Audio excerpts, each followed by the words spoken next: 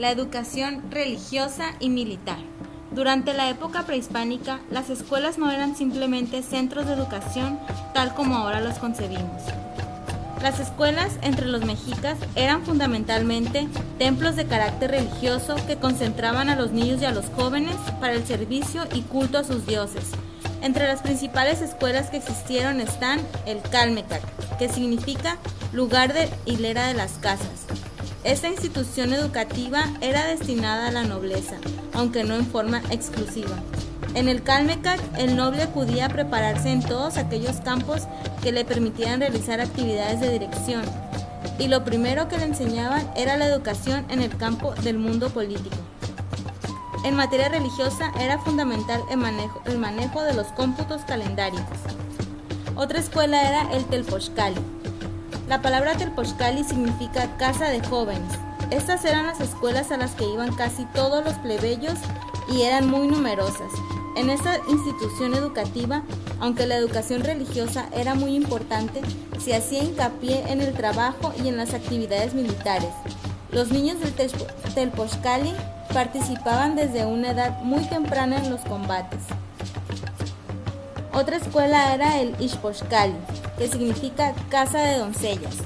Era la escuela femenina donde las mujeres acudían a recibir educación religiosa y a instruirse en las labores domésticas para servir a sus dioses.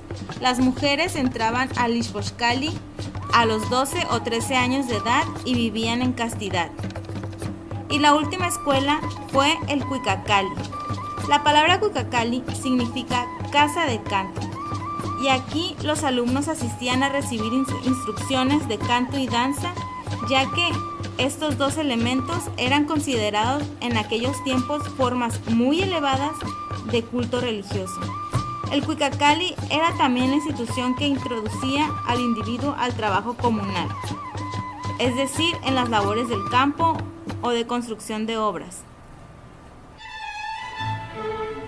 La educación en el México colonial. Con la llegada de los españoles y la conquista de México, surgieron grandes cambios sociales y culturales. El objetivo de la educación popular indígena era la evangelización de los indios. La promovieron los misioneros franciscanos e inclusive se desarrollaron vocabularios y gramática indígena.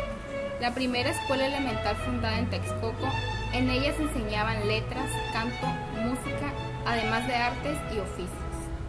La educación rural en escuelas granja es donde se enseñaba a los hijos de los principales la doctrina, leer, escribir y contar, para que una vez que heredaran pudieran llevar la administración de las haciendas.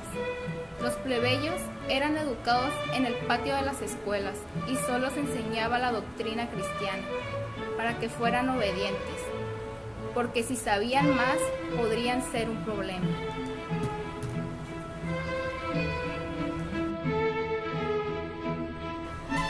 Evangelización de los indios. El proceso de evangelizar inicia en 1524 con la llegada de 12 franciscanos. Evangelizar fue lo primero que hicieron en la Nueva España, ya que los frailes no aceptaban otros tipos de dioses, solamente aceptaban su religión cristiana. La evangelización fue por medio de los jesuitas hacia los indios, dándoles a conocer un Dios cristiano. Lo utilizaron para transmitir su cultura, su idioma y así afianzarse en México. Los maestros y las prácticas escolares. Las prácticas escolares eran de bajo nivel, ya que no había recursos que los financiaran. Las escuelas eran pagadas por los mismos indios.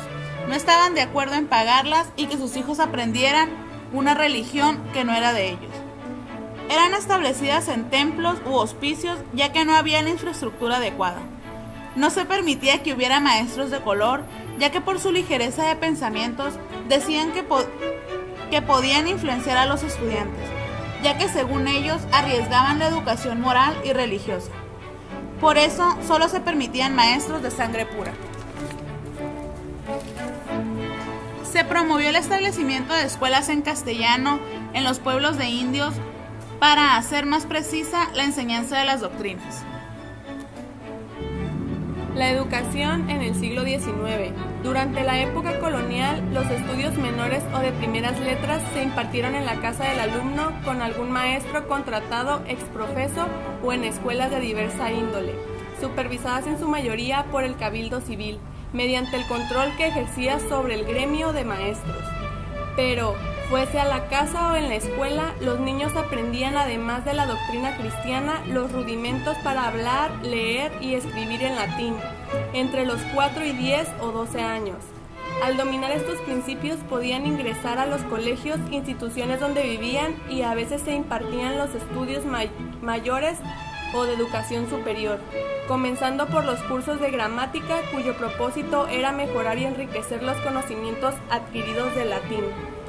En aquella época, las instituciones de educación superior comprendían 3 niveles, no siempre diferenciados: la universidad, que otorgaba grados académicos de bachiller, licenciado, maestro y doctor; los colegios mayores, que tenían facultad de impartir cátedras para el otorgamiento de grados; y los colegios menores, que preparaban a los estudiantes para el ingreso a los colegios mayores o a la universidad.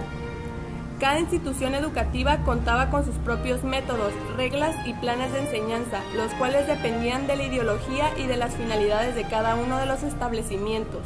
La corporación universitaria solo otorgaba los grados previo examen de suficiencia.